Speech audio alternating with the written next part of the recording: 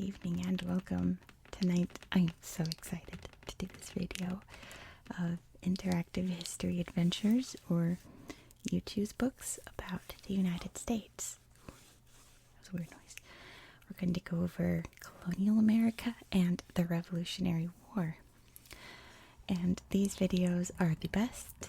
I have not opened these books at all since I got them from the library because they are choose your own adventure. We're going to have adventures in America's prehistory. I've done this for Greece, Japan, and Korea, or South Korea more specifically. So I'm excited to dive into some early American adventures. Let's just go for it. These are the best videos. Starting off chronologically with Colonial America. We'll read the little introduction and then go through our path. Alright, Chapter 1, A Time of Change.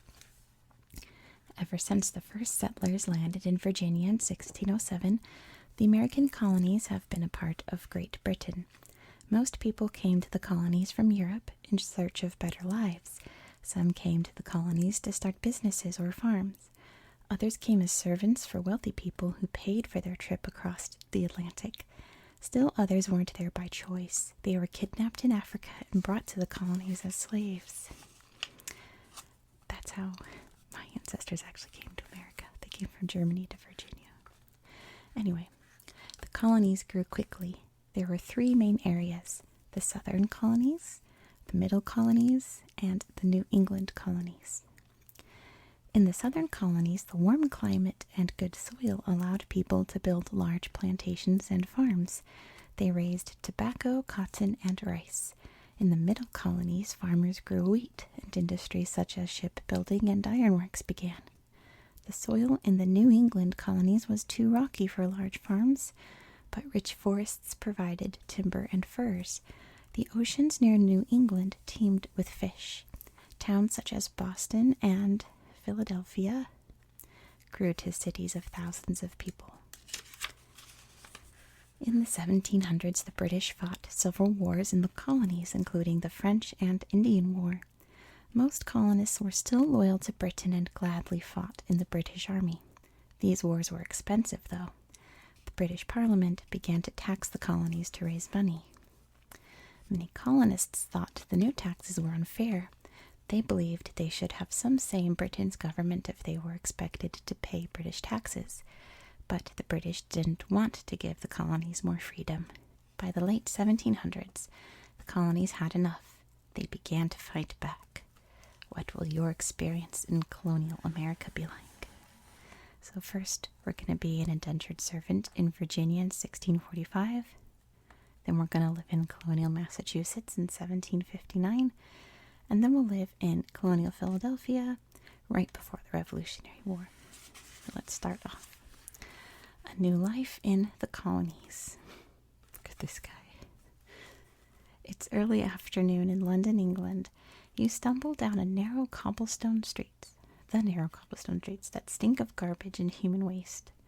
It's 1645, and like thousands of other people in England, you're out of work. But no one is hiring right now. You reach into your pocket and feel the coins there. Not many left. You see the open door of a coaching inn called the George. At coaching inns, drivers and others can get a cheap hot meal. The place is empty except for a large man behind the bar. "Looking for work, miss?" the man says, kindly handing you a crust of bread and a mug of ale. You nod, your mouth full. "Your best chance is to go to the colonies," the man says. "There's work there and land and riches for anyone willing to work hard." "I wish I could, but I can't afford the ship fare," you reply. "You can agree to work as an indentured servant in exchange for the cost of your voyage," the man explains. "When your term of service is done, you're free to do as you please." This sounds too good to be true. "What must I do to get passage on one of these ships?" The man replies, "One way is to sign a contract with an agent. He finds servants for wealthy landowners. Or you can sign a contract with the ship's captain. He'll sell your contract to someone once you reach the colonies." Do we find an agent or try with the ship's captain? I think I'm going to go to the agent. I want to go to someone that specializes in this, you know. Let's see. The bartender tells you where to find an agent. Soon you are standing before a tall, well-dressed man. I am Philip Smith, and I'm looking for a servant to go to Virginia, the man says. I should probably give him a British accent. Do you have any skills? I'm very good with the needle, sir, you say. The man nods his head. Sign this paper. I'm not going to do a British accent. It says that in exchange for the cost of your voyage, you agreed to work for 4 years. You'll receive room, board, and a new set of clothing once a year. When your term of service is finished, you'll receive land for your dowry, a new set of clothing, and some money. Excitedly, you sign. Smith hands you a copy of the contract. The ship leaves tomorrow at noon, he says. Don't be late. 19. Let's see. I'm excited. By mid-morning, you're already at the docks, scanning the crowds for a sign of Smith. When he sees you, he waves. Welcome, he says. I'm glad you decided to come. You walk up the wooden planking to the deck of the ship. It's covered with crates of flour, dried meats, dried beans, and other foods for the voyage. Below the decks are a few passenger cabins. They're crowded, but you manage to find a small cot. The ship begins to move away from the dock, making your stomach lurch. You hope the sick feeling will pass. You spend most of the next few days on the deck. The cool sea air there makes your seasickness better. One afternoon the sky turns black. Large waves bash against the ship. Get below deck, the captain shouts. This looks to be a bad storm. You know you should obey, but you hate being in the dark, smelly space below the deck. I'm going below the deck. Are you crazy? I'm not going to stay out there in a storm. 34. Oh, no. Reluctantly, you go below. The ship tosses and lurches in the storm. You vomit several times. The storm is over quickly, but you still feel sick. Maybe if you sleep for a time, you'll feel better. But the sickness gets worse. Sores form on your tongue, followed by red raised bumps on your hands and face. It's smallpox. The disease is very contagious. No one will come near you. After 2 more days of suffering, you die never seeing the colonies. We didn't even make it there. Oh, I'm sad. Bummer. I'm so upset. Let's go to Massachusetts in 1759. Oh, I'm so sad. Page 45. To sea or to war. Leaning against your hoe, you gaze out onto the field you're weeding. Beyond the field, the woods stretch for miles. You've lived on this small Massachusetts farm all your life. Before you were born, your mother and father came to the colonies from England. They hoped to own land and have the freedom to live however they chose. Now it is 1759, and the farm is doing well. Your family includes you and 2 older brothers. Adam, the oldest, loves the farm and wants to stay here forever. He will inherit it from your father one day. Your middle brother, Jeremiah, left to become a fisherman. Now he lives in Marblehead, Massachusetts, a large fishing town on the coast. But you're the youngest son. You won't inherit any land, and you're not sure what you'll do with your life. You see a horse and rider coming toward the farm. It's Jeremiah. Soon you're all around the table, eating the noon meal of beans and fresh bread. When the meal is done, Mother clears the wooden plates from the table. Father, Adam, and Jeremiah light their pipes. I'm hearing much about the French and Indian War that's going on, Father says. A Massachusetts militia is forming to fight the French in the north. As a member of our local militia, I'm thinking about joining them. Jeremiah snorts. I don't like the French, but I don't want to kill them. I'm staying in Marblehead. He looks at you. My skipper could use a strong young man like you, he says. How would you like to become a fisherman? Before you have time to say anything, Father looks at you. You know how to handle a musket. You'd make a fine soldier for Britain. I'm going to go with Jeremiah. I don't want to fight the French either.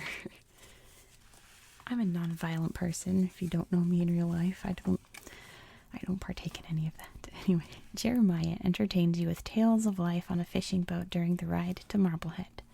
At the docks, he introduces you to Skipper John Bridges of the schooner Rebecca Bay.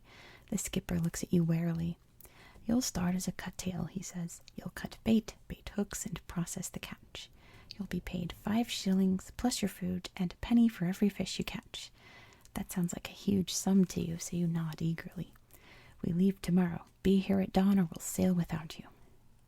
Jeremiah says, I usually sleep on board the night before we leave, but today is your first day as a fisherman, so shall we celebrate in town? No, because we're going to miss the boat. I know it, so we're just going to stay on the boat. As much as you'd like to visit a tavern, it's better to be ready when the ship leaves. Exactly. You don't want to be wasted on your first voyage anyway. Jeremiah introduces you to the other 7 men on the ship. 2 of them, Daniel and Jeb, are cuttails like you. The others are sharesmen like Jeremiah. Sharesmen do most of the catching and earn a share of the profits. Skipper John chooses the fishing location and keeps count of the fish caught. The ship sails out of port at sunrise. It's a 10-day journey to the cod fishing grounds. Daniel and Jeb show you how to cut mackerel and clams into bait. Finally, Skipper John drops anchor. You and the other cuttails bait the hooks. You attach the hooks to long lines weighted with lead. The sharesmen throw the lines into the water. When fish take the bait, the sharesmen haul them up to the deck and throw them into a container. Baiting the hooks is boring. You want to catch a fish. When you ask Jeremiah, he laughs. Your job is baiting, he says. You'll move on to catching when you're ready. You see a line bobbing in the water. A fish has taken the bait. Everyone else is busy with other lines. Now is your chance. I'm going to catch the fish, you guys. Let's get the fish. Give me the... Oh, not again. Not again. Dropping the bait bucket, you run to the railing and pull at the line. Whatever's on the other end of the line pulls back. The force jerks you forward. You try to grab something, but it's too late. You're flung overboard. The icy water feels like knives on your skin. You try to swim, but the current and the choppy waves pull you down. A huge codfish swims past you, a hook and line hanging out of its mouth. You wonder if it's the fish you tried to catch. It's the last thing you ever see as you drown in the cold ocean.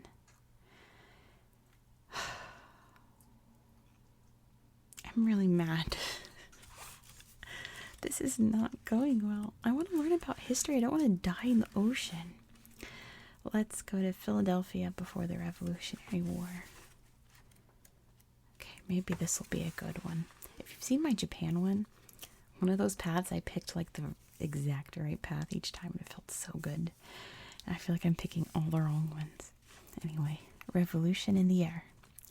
The sun streams through the open door of your father's Philadelphia tavern. It's 1774 and everyone seems to be complaining about something. For years, the British and the colonists have grown increasingly angry at one another. The colonists feel that Britain's King George III doesn't care about them. The Boston Tea Party sparked much of this anger. Last December, a group of colonists dumped crates of tea into the Boston Harbor in the Massachusetts colony. The colonists were protesting a British tax on the tea. The British Parliament then passed several harsh laws to punish the colonists.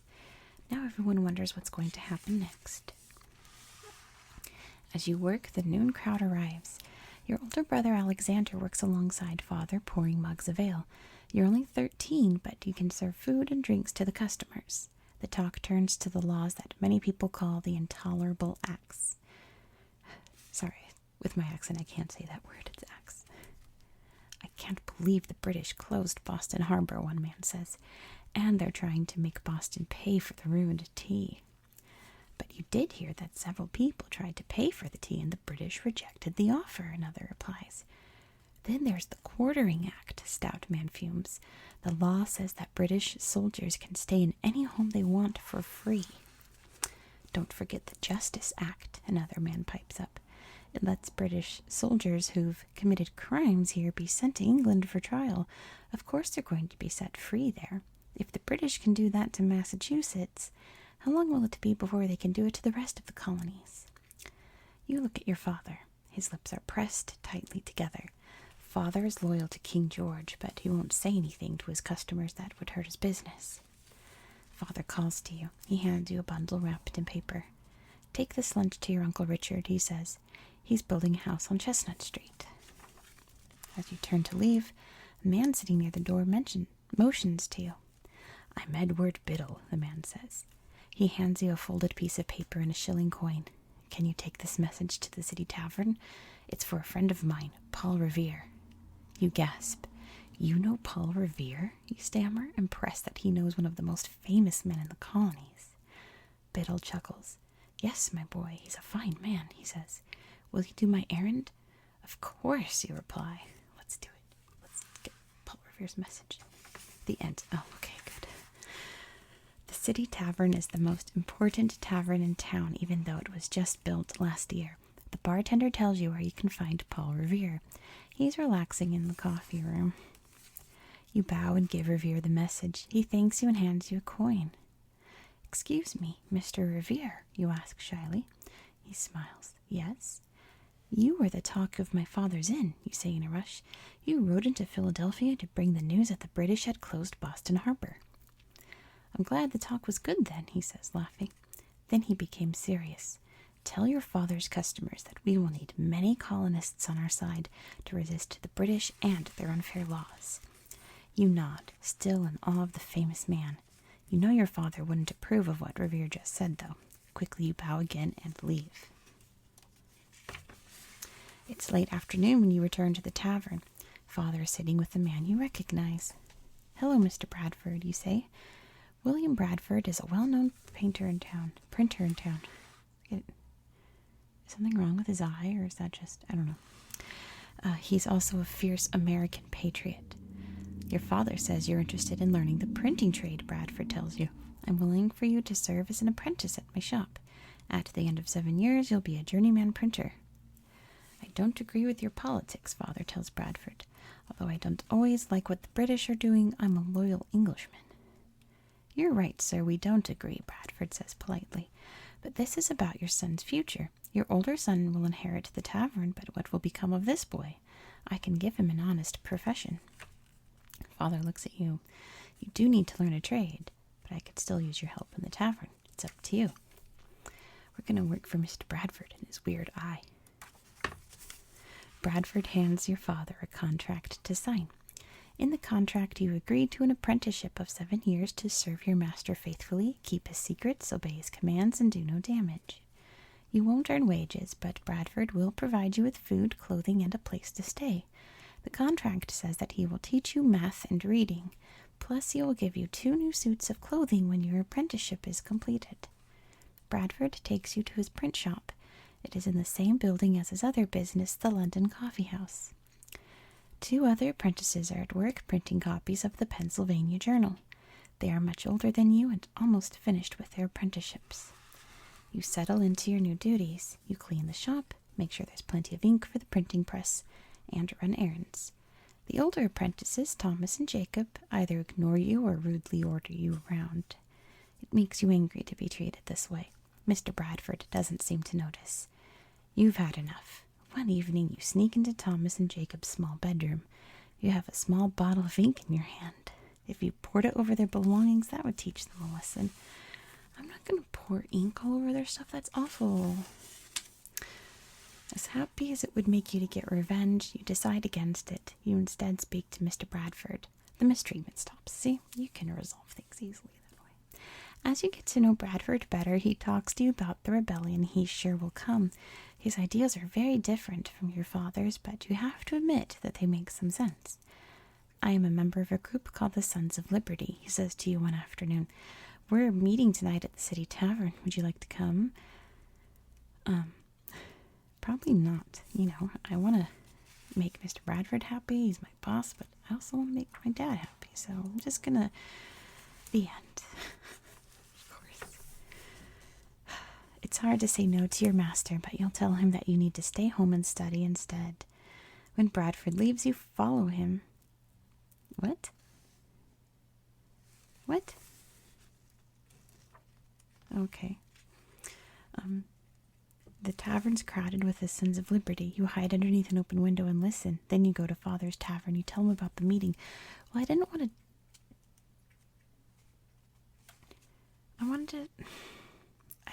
to snitch on him. Oh well. My loyalist friends will be very interested in this news, Father says. Make sure to keep your eyes and ears open in the future. As you walk back to the print shop, you feel a little guilty. Mr. Bradford's been so kind to you, but then you remember that he's a traitor to Britain. Your father's proud of you, and that's what matters. Well, I didn't want to snitch on Mr. Bradford. Bummer. Oh well, the end of the colonial era. The colonial era began with a few brave settlers willing to face the unknown wild land in search for freedom. In many ways, it ended the same, with a war fought by people willing to die for their freedom. By the 1640s, thousands of people had come to Virginia and Maryland in the south and to Massachusetts in the north. When the colonists in Jamestown, Virginia began growing and selling tobacco in Europe, there wasn't enough labor to grow the crops. To fill the labor shortage, wealthy landowners contracted indentured servants to come to the colonies.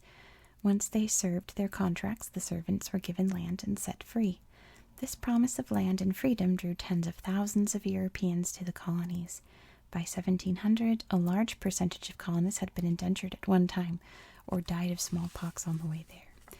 Over time, the system of indentured servants was replaced by slavery. Captured Africans were brought to the colonies to become servants and slaves. Soon slaves became much more in demand than indentured servants. Slaves were more expensive, but they would never be freed. Slavery was especially common in the southern colonies. The huge plantations there relied on slave labor. It would be 200 years before slavery was abolished in America. The colonies grew and spread quickly in the 1700s. At first, many American Indian tribes sought friendship with the colonists, but things grew hostile as more settlers arrived and claimed Indian lands. The British and the French both claimed land in the colonies, and they fought over it. Some tribes joined the French to fight against Great Britain in the French and Indian War. The British Army won the war, forcing the French to give up most of their northern lands. The British quickly took revenge on the American Indians who had fought for the French. Most of them were killed or forced from their lands. The British had won a long, costly war. They needed to raise money. The British government passed laws that raised prices and imposed taxes on the colonists. The colonists resisted. As each law was passed, colonists became angrier. By 1775, the British and the colonists were at war. When the colonists won the Revolutionary War in 1783, it was the end of the Colonial Era. The Colonial Era holds a special meaning for Americans. During this time, colonists began moving toward becoming an independent country. Today's ideals of freedom and self-reliance came from the courage and hard work of the settlers, servants, and slaves who first came to the colonies. Well, I'm glad I have another book to read because that was incredibly disappointing. Let's dive into the Revolutionary War.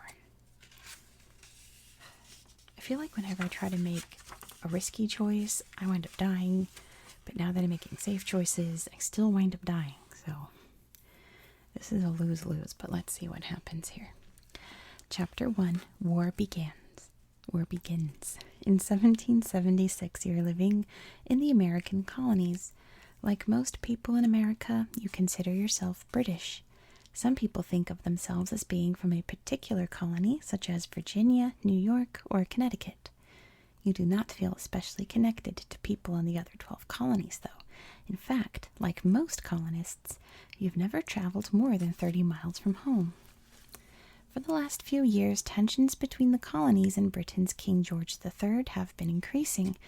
When the French and Indian War ended in 1763, Britain was deeply in debt.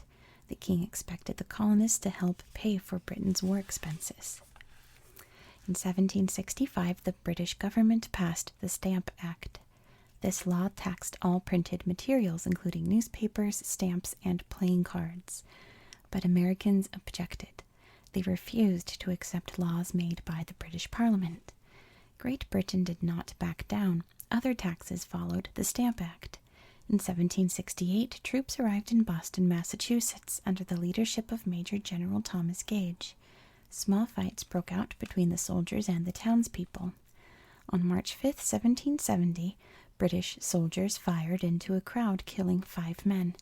Patriot leader Samuel Adams called this the Boston Massacre. On December 16, 1773, Colonists dumped British tea in Boston Harbor rather than pay a tax on tea. This was called the Boston Tea Party. In response, Great Britain sent more troops to Massachusetts and closed the port of Boston. The other colonies defended Massachusetts. The First Continental Congress, held in Philadelphia in 1774, called on Great Britain to respect the colonists' rights. On April 19, 1775, American militiamen and British soldiers clashed at Lexington and Concord, Massachusetts. The Americans won these first battles of the Revolutionary War. Great Britain responded by sending more troops to the colonies. British and American troops continued to fight. The British won a major victory at the Battle of Bunker Hill in June 1775. On July 15, 1775, the Second Continental Congress appointed George Washington Commander-in-Chief of the Continental Army. On July 4, 1776, Congress approved the Declaration of Independence. People throughout the colonies have divided themselves into two groups. Patriots favor independence from Great Britain. Loyalists, also called Tories, want to remain under British rule. The time has come to choose sides. What role will you play in the war? So we're going to be a daughter of a militia captain, a young Connecticut patriot, and we're also going to be loyal to Great Britain also. Let's have some adventures. Chapter 3, Daughter of the Revolution. It's October 1776. The war with Britain is underway. In June 1776, the British lost the Battle of Sullivan's Island. 2 months later, in August, the British won the Battle of Long Island. Now British warships are gathering off the coast of New York. More fighting seems likely. Soldiers, traders, and supplies pass through your hometown of Fredericksburg, New York, daily. One day your brother Robert runs into the house. "Someone's coming," he shouts. You rush outside as a man on horseback comes into the yard. "I've come from Fishkill with a message," he says. "Follow me," you say. You lead the way to the grist mill where your father is grinding grain into flour. Father heads the local militia regiment. After the messenger leaves, Father says, "The militia must go to Fishkill and guard the Hudson River." You help pack food and supplies. Wives often go to war with their husbands, but your mother has a new baby. She cannot travel. You offer to go along. "I'm 15. I can cook and clean for you." "You may come if you want," Father says. "But there's important work here, too. Enoch Crosby, the shoemaker, is one of our spies. His information helps us fight the British. You may need help." Now I'm going to stick with my dad. Let's go to Fishkill. You go with Father to Fishkill. The town is headquarters for John Jay and his Committee of Safety. The committee provides leadership in the struggle for independence. You and Father rent rooms above Mrs. Mary Bloodgood's hat shop. A few days later, Father goes to the town of White Plains. It is about 50 miles south of Fishkill. General Washington fears there will be a British attack there, he says. While Father is away, you stay with Mrs. Bloodgood. Father returns to Fishkill on November 4th. He tells you about the Battle of White Plains. On October 28th, we fired some shots at the British. They fired back, Father says. We thought they'd come after us, but they didn't. They marched back to New York City. Did you meet General Washington, you ask? Yes, he's a great leader, Father says. When he speaks, men listen. Militiamen serve for a few months at a time. By winter, you and Father go home. It's good to be with the family again. But in September 1777, you return with Father to Fishkill. General Washington orders patriots to go north and stop British General John Burgoyne and his troops. Mrs. Bloodgood suggests that Father let you stay with her. The fighting could be heavy, she says. See, I could go home, go north of the militia, or stay at Fishkill. I kind of want to go to the battle. Is that bad? I want to go see General Washington. Let's go. It'll say the end. Watch. Ah, yes, okay, good. You're eager to go north with the militia. Perhaps you can help. You walk behind the supply wagons with other women and children. Women are a necessary part of an army, one woman says. We sew, cook, do laundry, and care for the sick and wounded. I've even seen women pick up a gun during battle and shoot. After all, we have to defend ourselves. General Washington has sent militia to guard the Hudson River from Burgoyne's troops. On September 18th, 1777, you camp at Freeman's Farm on the Hudson River. Scouts report that the British are camped 2 miles away. The next morning, Colonel Daniel Morgan and his Virginia riflemen are first onto the battlefield. Other militia groups join them. You wait with the women behind the troops. It's quiet, almost eerie. First you hear a single shot, then hundreds follow. Noise and smoke fill the air. Suddenly a soldier stumbles out of the smoke. "Help me," he calls. Blood gushes from a wound on his right arm. You rush forward and press a cloth against the wound. The bleeding slows. Another soldier calls out, and another. You fill a bucket with water and head toward the voices. Before you realize it, you're in the midst of the fighting. A soldier lies on the ground bleeding. Nearby, a group of soldiers are firing a large cannon. "Give us a hand here," a soldier calls. "We need water to cool down the cannon." Yes, cannon time. Let's go. Yes, you rush to the cannon. I'm just excited it doesn't say the end. The soldiers grab your pail of water. He dips a sponge in the water and uses it to cool the cannon. The cannon must be cooled each time it fires 10 or 12 rounds. After the battle ends, you gather up rifles and muskets left behind on the battlefield.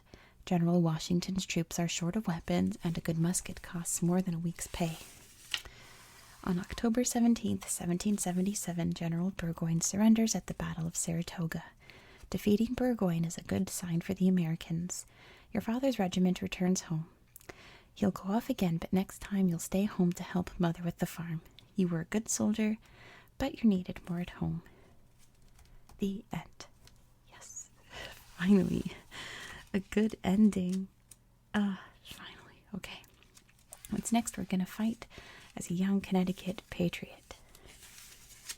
Patriot courage. It is the spring of 1777. It seems as if all the young men in New Milford, Connecticut are going to war. Many stop by your father's farm to say goodbye. One friend tells you he's going to sea on a privateer. Privateers hunt and capture British ships, he says. Lots of our own merchant ships have become privateers. I've already signed on with one. You could find a place too. You're tempted. You were only 14 when the war began in 1775, but now you are 16. You ask father permission to go to war. He can see the determination in your eyes. He hesitates, but then he shakes his head. A sailor's life is not easy. The work is dangerous. It's no life for a farmer like you, father says. The next day you go into New Milford for farm supplies. Some men at the general store tell you that the town is being divided into squads.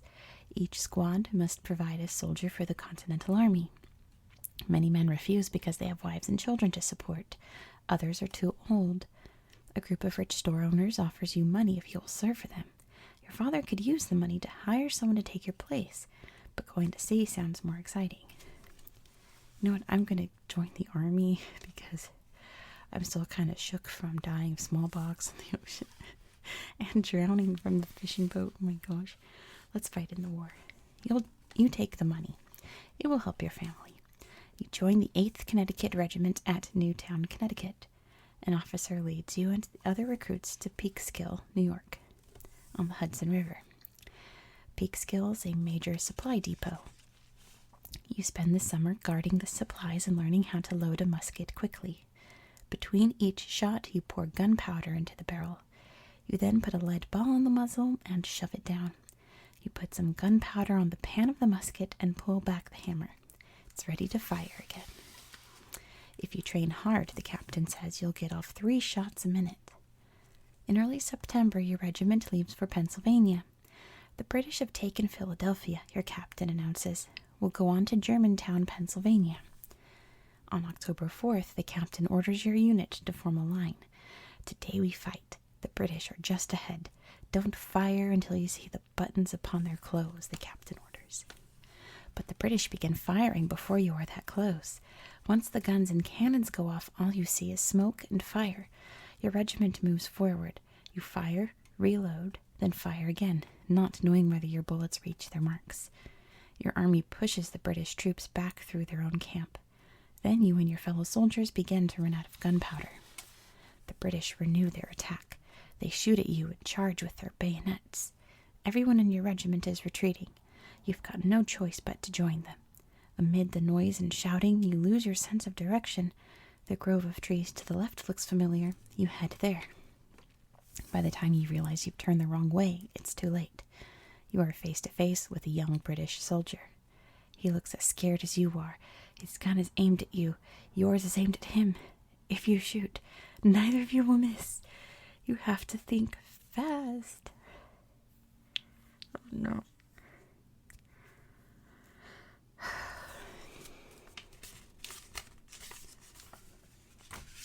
You fire your musket first. The soldier falls, blood gushing from his head. You fall to your knees and vomit. You've killed a man.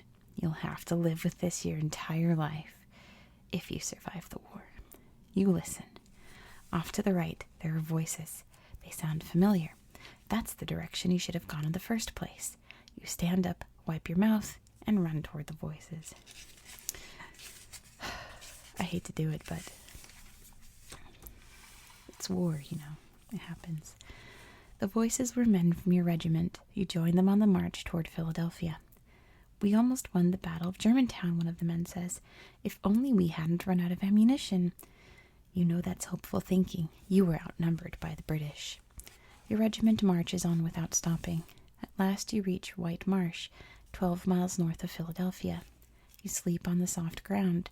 It's dirtier than a pigsty, and the smoke from the campfires burns your eyes. Supply wagons deliver beef. The cooks roast it over the fire. Your small share is burnt on the outside and raw inside, but you gobble it up eagerly. One day your captain announces, General Washington has ordered us to defend the forts on the Delaware River south of Philadelphia. We'll camp at Fort Mifflin and keep the British ships from coming up the river. You march on toward Fort Mifflin. You spend the first night in a village where the people offer you a good meal and a warm bed. But the next day you go hungry again. On the third day, you find a goose. By the time it's cooked and divided up, you get one wing. There's no salt or bread to go with it. In late October 1777, you reach Fort Mifflin. You set up camp and take turns standing guard. An officer takes you aside. This could be rough, he says. There are 400 of us trying to hold back the entire British Navy. A zigzag stone wall makes up one side of the fort. The other sides are half-built stone walls separated by ditches. Cannons line the walls. A small pen between a stone wall and one of the fort's wooden walls is the only safe place. This is really exciting. For 5 weeks, 12 British ships fire on the fort. The British lob more than 10,000 cannonballs over the fort's walls. After so much bombing, the fort's walls are rubble. There is no protection left. We must raise a signal flag to the American ships in the river to the north. They will help us, an officer shouts. He asks for volunteers to raise the flag. Before you can offer your help, a sergeant volunteers. He climbs to the top of the flagpole and attaches the flag. But as he climbs down, he's hit by British gunfire. He falls to his death. Soon 4 or 5 American ships begin firing on the British. Their help gives you some relief, but it's not enough. The British have won the battle. That night, you and the rest of the soldiers sneak away. Before you leave, you take one last look at the fort. The area looks as empty as a plowed field. You have served in the Continental Army long enough. It's time to go home. But your captain urges you to be a good patriot and sign up for another year. I'm down. Let's do it. One more year. Page 68. All right. I'm a true son of liberty, you say. I'll stay in the army until the war ends or until I die trying to win it. A few days before Christmas 1777, you reach Valley Forge in Pennsylvania. General Washington is camped here. You see him walking through camp in his blue uniform. He towers over the other officers. His face is grim. An officer calls the soldiers together. We're to begin building huts for winter housing, he says. General Washington has offered $1 each to the men who finish their hut first. There are 12 men in your unit. Building a hut without tools is a challenge, but you finish it in 2 days. You win $1 each. Now you have a hut, but no blankets, clothes, or shoes. You have a few stools, but the only bedding is straw tossed on the cold dirt floor. You don't have much to eat. Most of the time you live on fire cake. It's made by adding a bit of water to flour and then grilling it over a hot fire. Your shoes are worn out. On guard duty, you stand on your hat to protect your bare feet. Even so, they bleed and ache from the cold.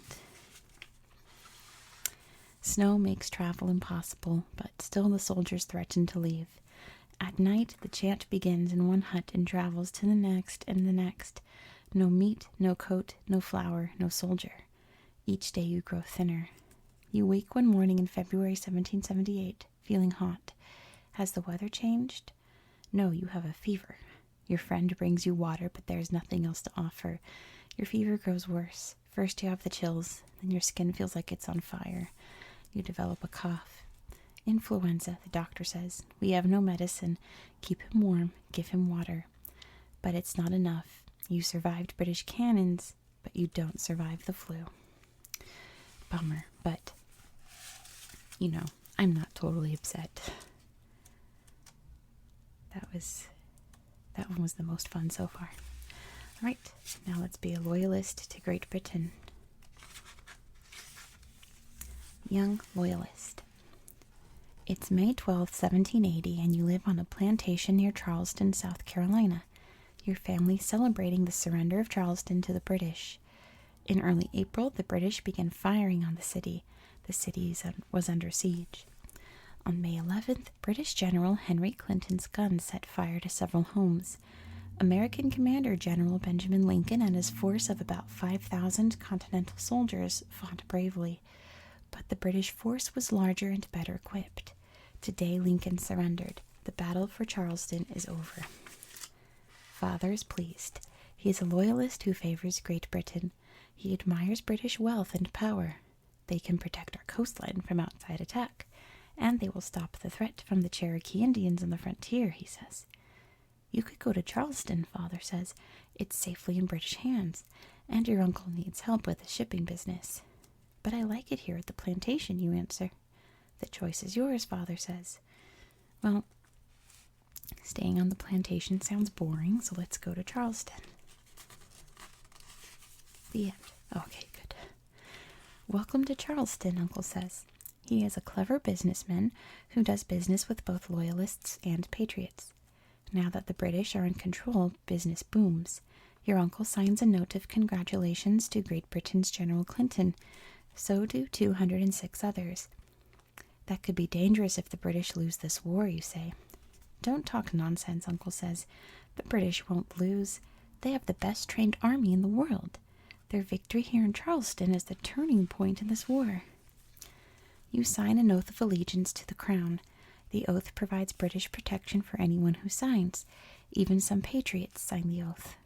Don't trust anyone, Uncle warns. Some people in Charleston are taking supplies to the rebels in the countryside. Watch what you say. They will do anything to destroy the British.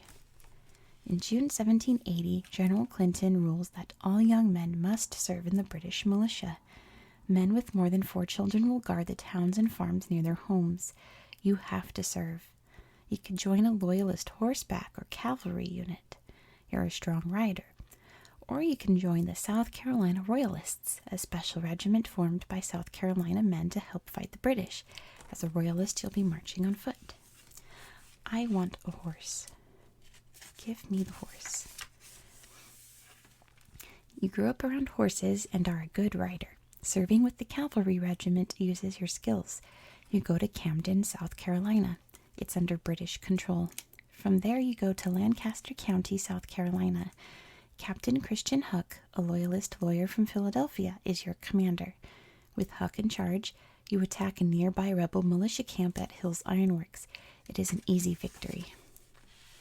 On July 12th, Huck leads your regiment along with a New York Mounted Regiment and 35 well-trained British soldiers. You go to William Bratton's plantation. Bratton, a rebel leader, isn't home, so you move to nearby Williamson's plantation. We'll find oats for the horses there, Huck says. You fall asleep in a field in front of Williamson's house. You wake to gunfire. Rebels are attacking. You are half asleep and confused. Run, Huck yells. I want to get my horse, but I feel like I feel like that's the safer option, but my horse. I'm gonna go get the horse. The end. Okay, good. Gunfire explodes all around you. I can't leave my horse. Men crumple to the ground. You run to the horses and jump onto the nearest one. Go, you yell, slapping it on the rump. The horse bolts forward, taking you to safety. You are lucky. Many loyalists, including Captain Huck, die at the Battle of Williamson's plantation. I'm big-brained right now. I wouldn't have made it if I ran. More defeats follow. In September, your regiment is sent home. There is little hope for British victory. In October 1781, the final battle of the Revolution is fought in Yorktown, Virginia. General Charles Cornwallis, leader of the British forces in the South, surrenders to General George Washington. The war is nearly over, but you are not safe. Loyalists are now threatened by the winning Patriots. You must leave South Carolina. When you arrive home, you find that mother is eager to leave the war behind. We have family in Great Britain, she says.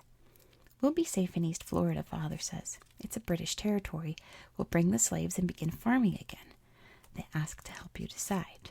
Now, personally, if I had the choice to go to Great Britain or Florida, Great Britain all the way. Florida's humid and gross. And I hate the weather in Florida so much. You have no idea. I'm going to Great Britain. Definitely. And we're going to die on the ship on the way. Let's see what happens. You go with your family to Great Britain. It should feel like home, but it doesn't. The cities are too big and noisy. You miss country life. As a reward for your loyal service during the Revolutionary War, the British government gives you land in Nova Scotia. You move to Canada, and your farm prospers. Over time, you become a respected member of the community. Yay, what happened if we lived? Oh, if we went to Florida, we would have wound up in the Bahamas. You know, sometimes Nova Scotia is just more pleasant than the Bahamas. I mean, I don't know. Independence at last. The American Revolution lasted for 8 years. During that time, General George Washington often ran out of supplies, but he never ran out of men and women willing to fight for independence. More than 200,000 people, including many women and teenagers, participated in the war. They had the advantage of fighting on land they knew and loved. British soldiers were fighting 3,000 miles from home. It took weeks to bring men and supplies to the battlefield. Communication with leaders in Great Britain took 6 weeks to 3 months. British leaders had to make decisions without knowing whether or not King George would support them. The first major battle of the war was the Battle of Bunker Hill. General William Howe led 2,400 British troops against 1,500 Americans. The Americans, who had built earthworks at the top of the hill for protection, had the clear advantage, but they easily ran out of ammunition and the British won the battle. Despite the victory, the British suffered huge losses. Nearly half the British force was killed or wounded. More British soldiers died at Bunker Hill than in any other single battle of the war. In 1776, Britain tried to take Charleston, South Carolina. They were soundly defeated, but these early losses did not end the conflict. Britain went on to take control of Boston, New York, and Philadelphia. Even Charleston eventually fell to the British in 1780. The Patriots kept on fighting. They won major victories at Trenton and Princeton, New Jersey, and at Saratoga, New York. The final victory came in Virginia at the Battle of Yorktown in October 1781. When Great Britain's General Cornwallis surrendered at Yorktown, the major fighting stopped. In 1782, Great Britain began withdrawing troops and helping Loyalists leave America. About 1/5 of the American colonists remained loyal to Great Britain. Loyalists lived in every colony, especially major cities like Boston, New York, and Philadelphia. Some Loyalists remained in their homes after the war, but many moved to Canada, Great Britain, or East Florida, a British territory. Benjamin Franklin and John Jay traveled to Paris, France to work out the terms of the peace treaty. The The Treaty of Paris was signed on September 3rd, 1783. As part of the treaty, Britain gave its territory in East Florida to Spain. Many loyalists who had settled there moved to British-held islands off the American coast. Once the war ended, the colonies had to develop a national government. They needed a document to lay out the ideas that would guide the nation. In 1787, the U.S. Constitution was written at a constitutional convention in Philadelphia. Convention delegates signed the Constitution on September 17, 1787. It then was sent to the states to be approved. In 1790, Rhode Island became the 13th and final state to approve the U.S. Constitution. Even before the Constitution was approved, some states demanded changes. These changes or amendments are known as the Bill of Rights. The Declaration of Independence, the Constitution, and the Bill of Rights have guided the United States for more than 200 years. And that is the end of our adventures tonight. So thank you so much for watching. I hope you found this video relaxing and educational. And I hope that you have a very good night.